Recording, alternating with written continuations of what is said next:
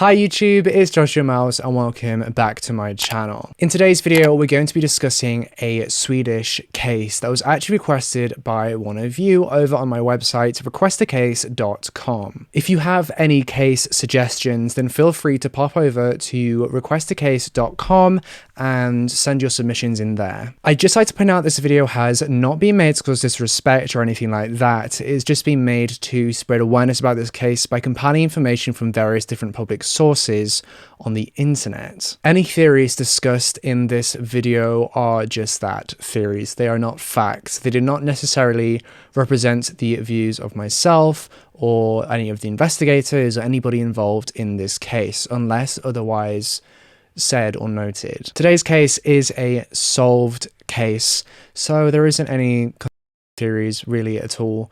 But with all that being said, let's delve right into this case. This is the curious case of Engla Juncosa Höglund.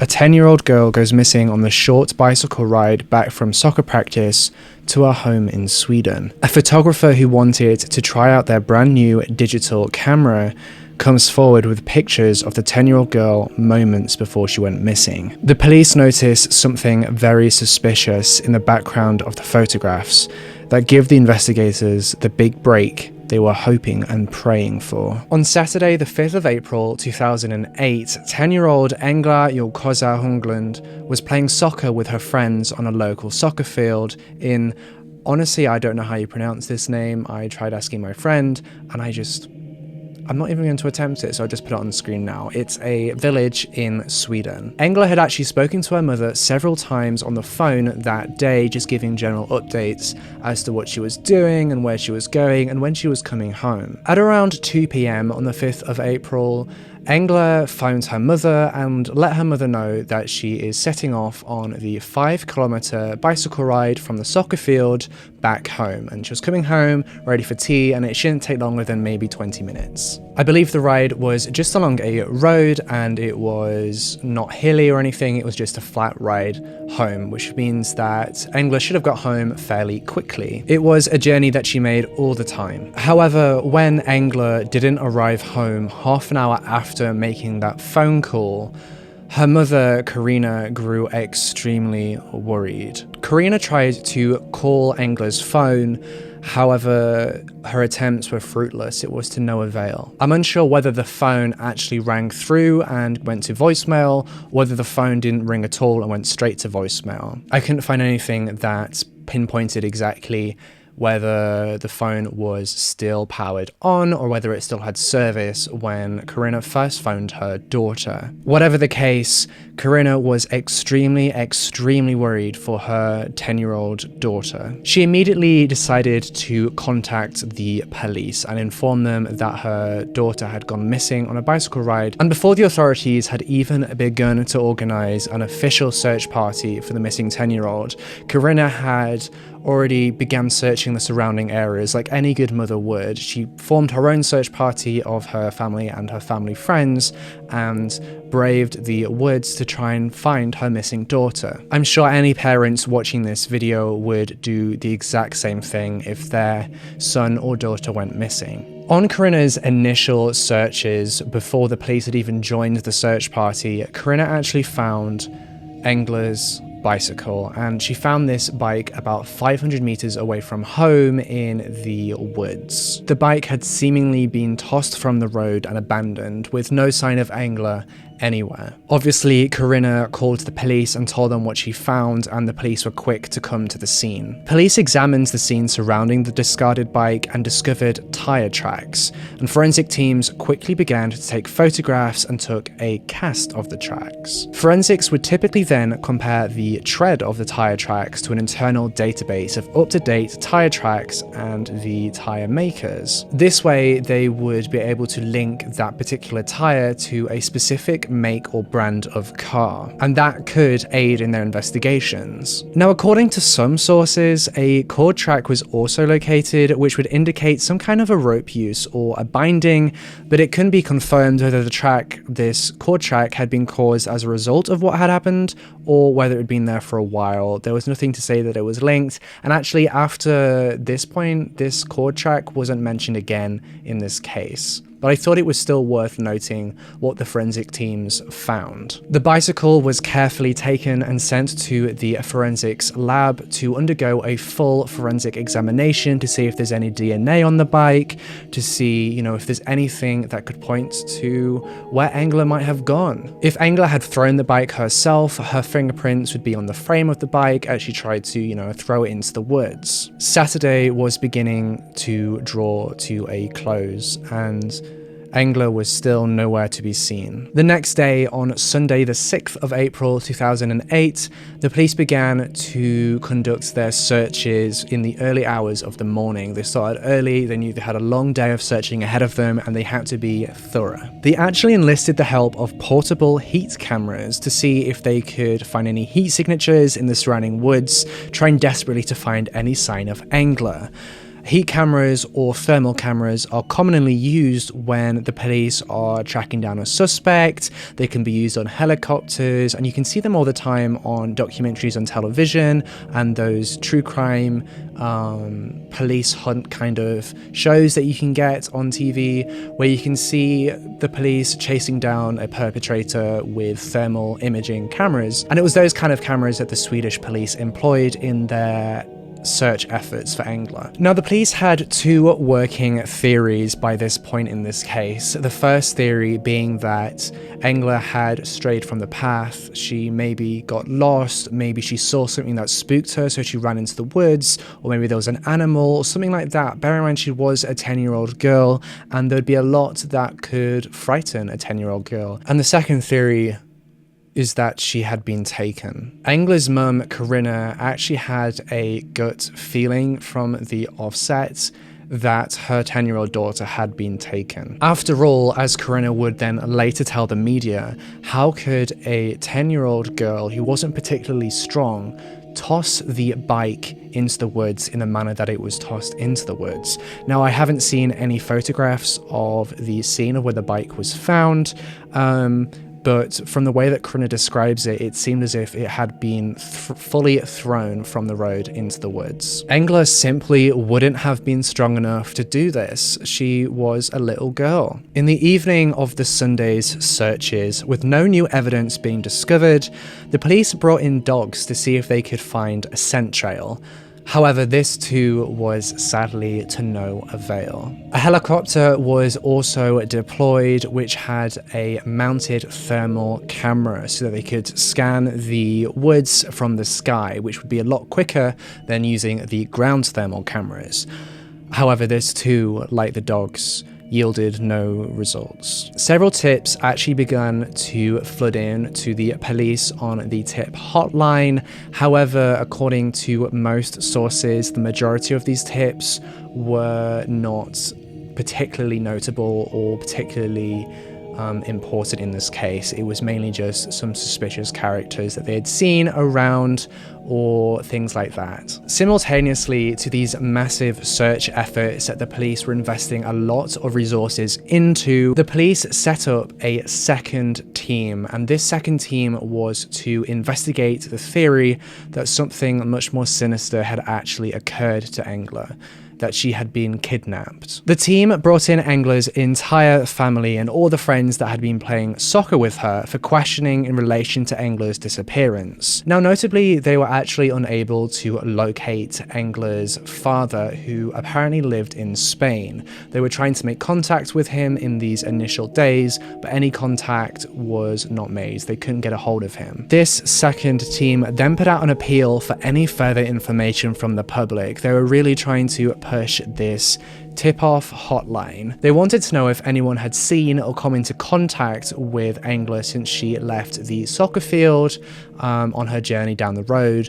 There would have been people driving up and down the road, so somebody would have seen something. And just by some miracle, somebody had seen something. And it gets even better. This person hadn't only seen something, they also had evidence of what they saw. A photographer had actually gone on a walk that Saturday afternoon to test out their brand new digital camera, and so that they could get used to the new settings of the device. And about 600 meters away from where the abandoned bicycle was found, this photographer took a series of photographs that would mean a massive break for investigators in this case. The photographer, after hearing about the missing girl on the news, checked his camera and his SD card and saw that he had actually taken a picture of a little girl that matched the description of Engla at the same time that she had been cycling through the area. The photographer went straight to the police with the camera and the images, and honestly, the pictures themselves, knowing what happened, is chilling. I'm going to show you on screen now the last known image of Engla before her disappearance. As you can see, Engla is happily riding her bike down the road, making her way home. Now, this image was reportedly taken at 2:16 p.m. that Saturday afternoon, and nothing really seems amiss. However, not even a minute later, the photographer took a second photograph, which would actually be pinnacle to this case. Now, this second photograph wasn't of Engla, it was of something else, a vehicle. A suspicious vehicle. And this photograph, taken at 2:17 p.m, was a picture of a red Saab 900. Now, the photographer actually recounted to the police how it seemed like the red car was almost following the girl, and it wasn't really going the normal speed a car would down that road. The photographer at the time just passed that off as the car driver being cautious of the girl riding her bike down the road, not wanting to accidentally spook the girl or make her fall off the bike, you know, just being careful and respectful of the cyclist. Now, according to some sources, the tire track prints that were taken from the scene of Engla's bike actually matched with tires that would be found typically on a Saab 900. Team 2 in this case had begun to make some significant progress in the investigation. Now, the searching team, the team we'll call Team 1, which was a much bigger team than Team 2, made the decision to continue the wide-scale search for Engla into Monday, the 7th of April 2008. However, if they found nothing by 3 p.m. on that Monday, they would come back together, congregate, and try and make a decision on where to go next, because if they hadn't found anything by then, almost 3 days after Engla went missing, what was there to find? Investigators actually attempted to ping Engla's mobile phone to see if they could trace it to a specific location. However, they were unable to ping the phone. Police were unsure whether the phone itself had maybe run out of power, or whether it had simply had no signal due to bad weather conditions at the time. The bad weather conditions at the time also made it imperative that the investigators and the search parties found Engla before it was too late. We're talking nighttime sub-zero temperatures. The team working on the theory that something much more sinister had taken place began going through the sexual offenders registry to see who was in the area, which was standard procedure in a missing young person's case, especially a missing kid's case. And they went through this list and began to eliminate each of the offenders one by one, which would be a very long, painstaking process. In the morning of Monday, the 7th of April 2008, the village of, I can't pronounce the name, was seemingly deserted. If you drove into the village, you would see nobody around. And that's because everybody in the village had gathered at the villagers' people's house to see what they could do to aid the investigation and to give a helping hand. Everybody in the village did their best and tried their hardest to aid in the investigation and the search efforts. Now, if you're not familiar with what a people's house is, I'm going to explain it for you real quickly now. According to Wikipedia.org, people's houses were originally leisure and cultural centers built with the intention of making art and culture appreciation, making those kind of things available to working classes. The first establishment of this type actually appeared in the Russian Empire in 1882, and soon people's houses became popular in England, Scotland, Turkey, and other European states. Now, the people's house over time would begin to evolve more into a community center or kind of like a village hall. And it was here that 200 people gathered from across the village and the neighboring villages to see what they could do to help. Security was notably stepped up at the village school to protect all the children that were there. Overall, the search parties searched an area that was 25 kilometers in size, which is a massive area to be searching, especially when it's wooded. They were trying to find anything that could lead them to Engla. They actually located during the search several items of clothing and artifacts, including a jacket and what I believe was a candy cane. However, it was quickly established that none of these items actually were connected to Engla. The police had still, by that Monday, not been able to get hold of Engla's father, who, like I said, lived in Spain. They wanted to question him and talk to him about his daughter, but they didn't suspect him having any involvement in the case. In fact, as it will later turn out, Engla's father was actually in Canada at the time that Engla went missing. While Team 1 was busy continuing their search efforts, Team 2 made yet another advancement in their investigation. They discovered that a sexual offender on the registry actually owned a red Saab 900 car, similar to the one captured on camera by the photographer. Further to this, when they compared the two vehicles, the number plate in the image and the number plate of the car they had found at the offender's address actually matched. Now, I'm not sure whether the police had the immediate digital capabilities of running the plates of the car in the photograph to see who the owner was, or whether that was a long process in 2008. Perhaps car ownership details weren't digitized, or it wasn't an easy database to search through, or perhaps the car wasn't registered in his name or something like that. But whatever the fact, the number plate in the picture matched the car that was found at this offender's address. The offender they arrested was 42-year-old Anders Eklund. They actually only initially arrested him for being reasonably suspected of human trafficking charges, which is in Sweden the lowest degree of suspicion. And this actually allowed the police to cordon off a few areas by, I believe, either a river or a lake, which was near the property of this offender,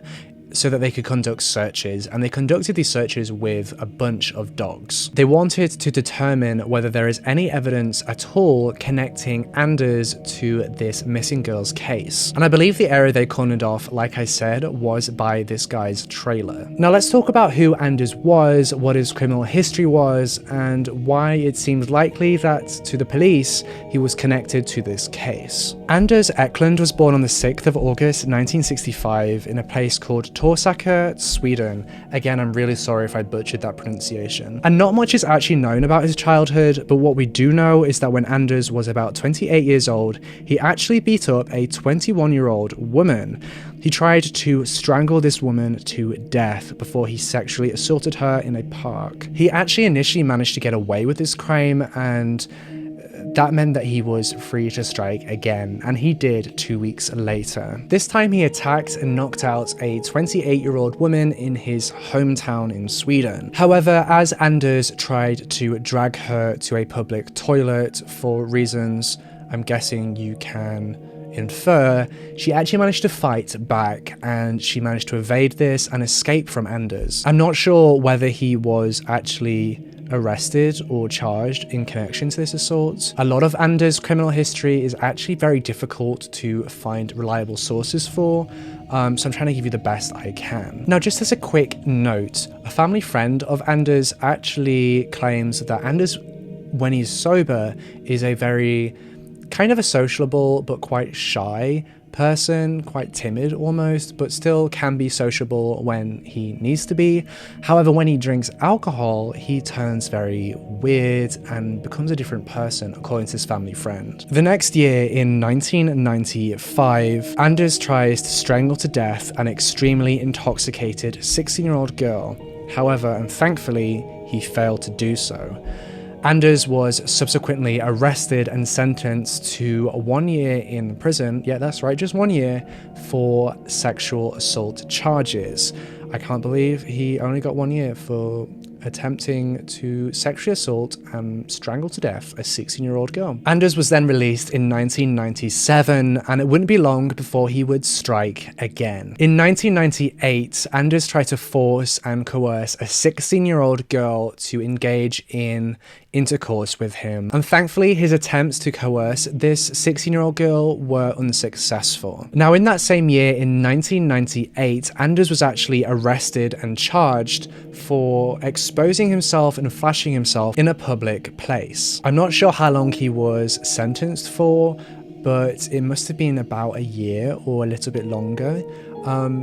But in the year 2000, he actually was arrested and sentenced again for exposing and flashing himself in a public bath. He was then also, in the year 2000, found guilty on two charges actually, of coercing 2 minors into sexual acts. Again, I'm not sure how long he was actually sentenced for on these charges, but what we do know is that as a result of this all these very sexual charges, he was added to the sexual offenders registry. Now, interestingly, Anders, who was 42 when he was arrested in connection to this case, actually owned a trailer, a older truck, and the red Saab 900.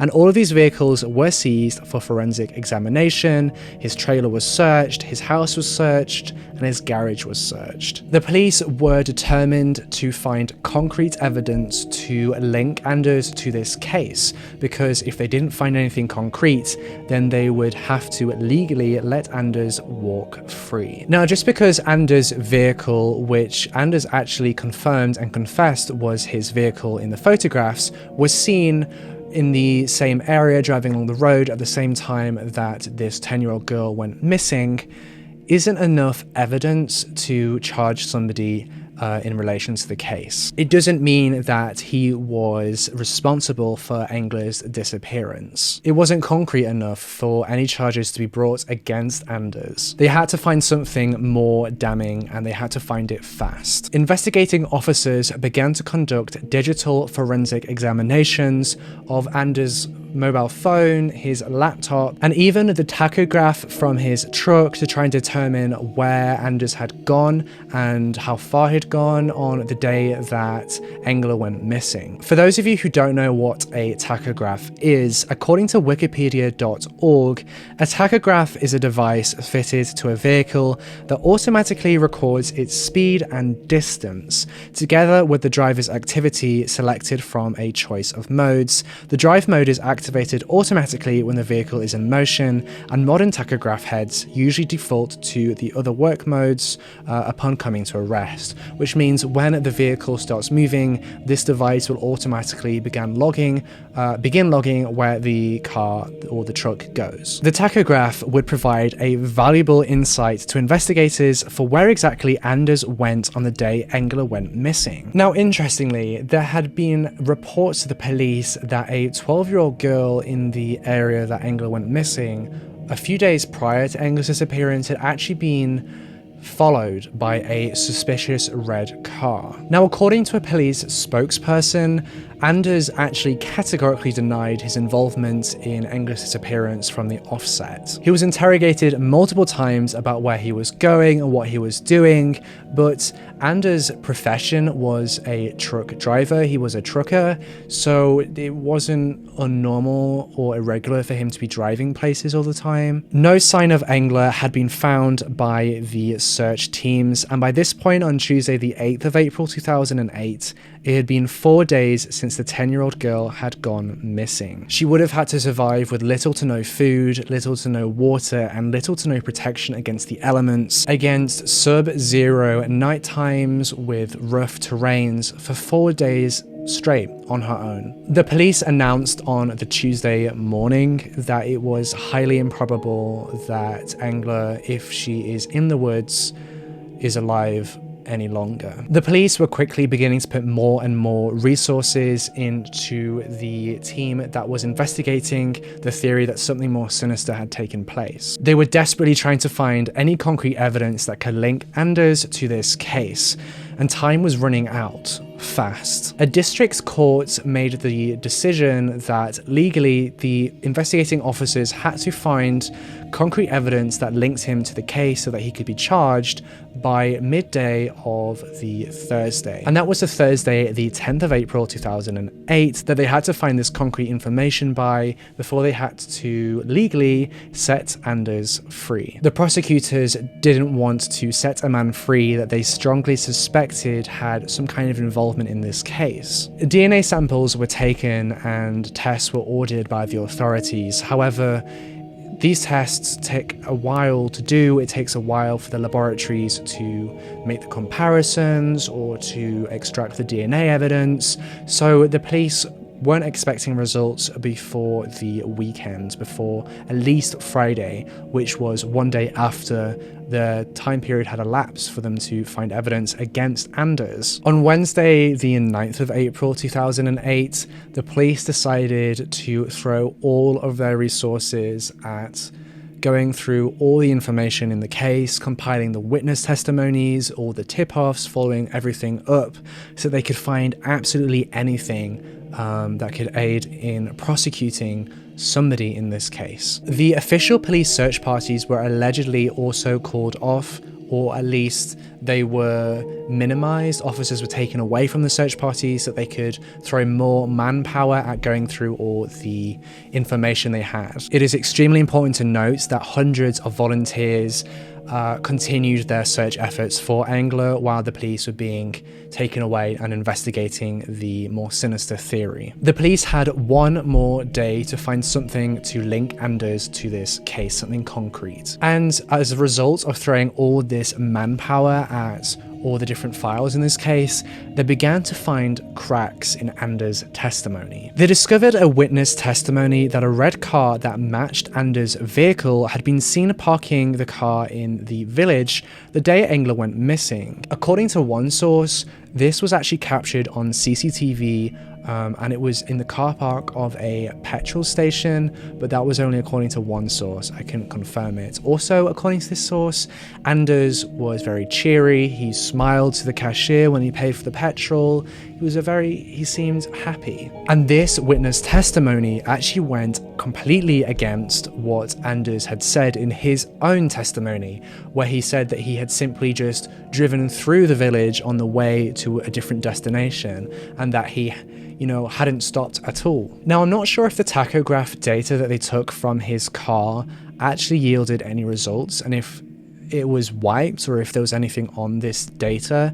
I'm not really sure how a tachograph actually operates, whether it's stored on memory internally or whether I've seen on some images that on a tachograph it actually gives a readout on paper. So I'm unsure whether the police actually got anything useful from the tachograph because it's not actually mentioned again in this case. So I'm inclined to believe that the police didn't find anything of use from the tachograph. In an interesting move, the prosecutors actually arrested Anders on suspicion of human trafficking. Those were the charges. And those charges allowed them to hold Anders for a much longer period of time. The police had received over 1,000 different tip-offs of information in this case, all of which they had to follow up. They were throwing so many resources at this case. Crucially, the police were still trying to locate Engla's mobile phone. But that was to no avail. They couldn't ping it, they couldn't find any location of this phone. It was missing. Crucially, on this phone, there would be any data of text messages, see if she was talking to anybody, perhaps she had been groomed via text or on the internet or something to that effect. This mobile phone was imperative that the police found it. But by the time the weekend came along, neither Engla's mobile phone or Engla had been found. A criminal hearing was then set for Anders on the Sunday afternoon, which was just over a week since Engla had gone missing. Now, interestingly, the investigators actually began to link the criminal profile in Engla's case to the criminal profiles of perpetrators in several unsolved murders in several different cold cases. Most notably, the unsolved murder of a 31-year-old woman in 2006 and the unsolved murder of a 31-year-old woman the same age in the year 2000. The authorities realized that the criminal profile of the perpetrator in Engla's case matched up almost to a T with the criminal profile of the perpetrators in all of these unsolved cases, but particularly these two cases. The police's cold case team then began to formulate a theory that the person who murdered the woman in the year 2000 had also been a trucker and had driven a truck. Very importantly, in the murder in the year 2000 of the 31-year-old woman, they had managed to collect DNA evidence of a male. So it was important to the police, the cold case team, to get DNA from samples from Anders and send them off for a comparison to see, whether their theory is correct, whether he was involved. All the police needed now to move forward were the DNA results from the Swedish National Forensic Laboratory to determine whether there was any DNA evidence on the bicycle or to see whether Anders' DNA matched any of the DNA samples from any of the unsolved murders. Now, Sunday, the 13th of April 2008, the day of the criminal hearing, that day would be a landslide in this case. The DNA test results for the comparison in the cold case files came back, and the results of these tests were exactly what the cold case team were hoping for. The police were quick to present the heavily incriminating DNA evidence against Anders and began to interrogate him in connection to the murder of a 31-year-old woman called Pernilla Helfren, which occurred in the year 2000. Anders then, in a surprise and shocking turn, confessed. He confessed to murdering the 31-year-old woman in the year 2000. And then he confessed to kidnapping and murdering 10-year-old Engla. Anders told the police investigators the location of Engla's remains. And the location of those remains was actually way outside of the area that the police had tried to search for Engla. Why did Anders do it? According to a few sources, Anders' reasons for attacking and assaulting these women and these minors and these children was simply because he never got any girls. The news that Engla's remains had been found hit the headlines. It was front page news, it was breaking news, and the entire nation of Sweden fell into a state of sadness and grief and sorrow for Engla and her family. Many members of the public were actually still holding on to the hope that perhaps Engla would be found alive, safe and well. Now, interestingly, I'm not really going to talk much about this, but it was decided that Engla's funeral, the funeral of a 10-year-old girl, would be broadcast live on a primetime television network, and that in itself was a very controversial move, and it's heavily criticized and debated whether that was ethical or not. But again, I'm not going to talk too much on that, just because that to me is just a bit strange. Anders was charged with 2 counts of murder, 2 counts of sexual assault, and several counts of possession of child indecent imagery.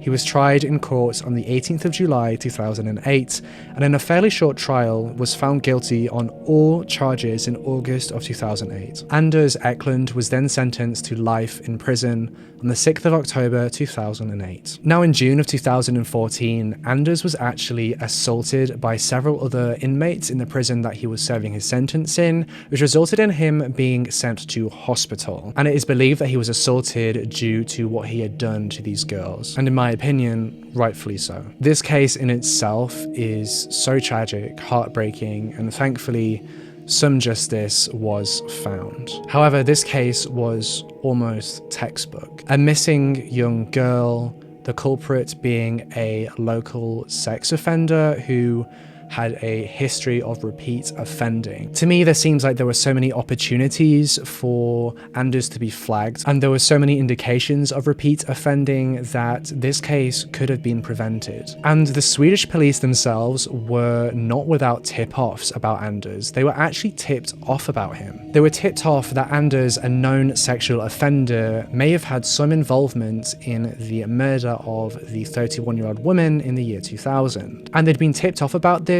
prior to Engla's abduction. In November of 2006, there were several tip-offs to suggest that Anders had been the perpetrator in the 31-year-old Pernilla Hellgren's case. But despite the fact that Anders was a known sexual offender with a known criminal history of repeat offending, with a criminal history of sexually abusing women and young girls in the area where Pernilla Hellgren was found deceased, the police ignored these tip-offs and didn't investigate them. I'm not one to typically dwell on the what-ifs, but if the police had taken these tip-offs seriously, this case may never have happened. If the DNA had been compared back in 2006 between Anders and this cold case, it would seem likely that Engla would still be alive today. And that's not where it ends. The police actually received a second tip-off the year before Engla's murder with the same information connecting Anders to this cold case. But again, this wasn't investigated by the police. The police was then investigated by the Attorney General after this whole case had taken place, but nobody was prosecuted and nobody was held responsible for the failings in following up these tip-offs. Nobody is held responsible for the negligence of duty. I've covered a lot of cases on my channel where police incompetence has actually affected the case or could have prevented a case or has hindered the investigation. It breaks my heart to see in so many cases that more could have been done. According to data from policeconduct.gov.uk, in 2016 and 2017 in the UK, there were 63,752 complaints made against the police force. 37% of these complaints alleged neglect or failure in duty. That's 23,588 separate complaints of police neglect or failure in duty within a 2-year period, and that to me is insane and scary. More must be done to prevent police negligence and to keep that to a minimum. And sadly, one of the highest contributing factors to police neglect or incompetence is not the police officers themselves being neglectful, it's underfunding. Police officers are overworked, they are underfunded. How can they be expected to follow up these tip-offs if they have literally tens and tens and tens, sometimes even 100 cases on their plate? They don't have enough manpower or resources, and that blame falls on the people allocating the funding, our governments. Now, this case doesn't actually end here. In September of 2014, Anders was actually implicated in a third murder, and that was the murder of 6-year-old Yasmina Yassara. Yasmina went missing on the 28th of July 1997, the same year that Anders was released from prison, and she vanished without a trace, kind of in the same fashion as Engla did. An investigation actually showed that Anders had been located close to the crime scene of 396 different crimes, unsolved crimes. Anders was subsequently arrested in connection to this third case. However, after a 2-year investigation on the 16th of July 2016, Anders was dismissed in connection to Yasmina's case due to the lack of substantial evidence. Whether Anders was actually involved in Yasmina's death or disappearance is probably something that Anders will take to the grave with him. Last year, in 2018, Engla's mother, Karina, was interviewed by a national newspaper. Karina still has so many questions surrounding her daughter's death. Questions she says she wants to meet with Anders and ask. Yes, I want to meet him, and I've always wanted to. I have questions for him, but probably I'll never get the answers I want. There are puzzle pieces that do not match. I think he has lied about the course of events.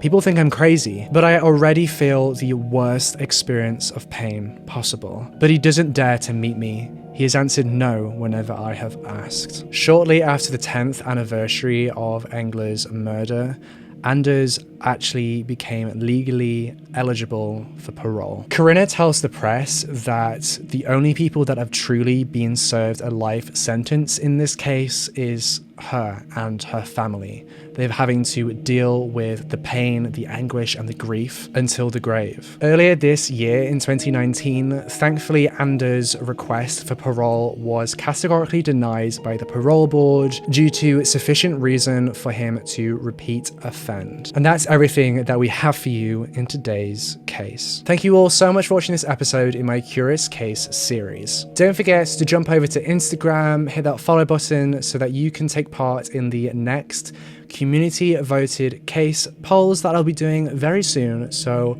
make sure you follow me on Instagram so you can take part in those. Like this video if you found it interesting, and leave a comment down below telling me what you thought of this case. Again, I'm going to be answering to comments on this case for the first couple of days.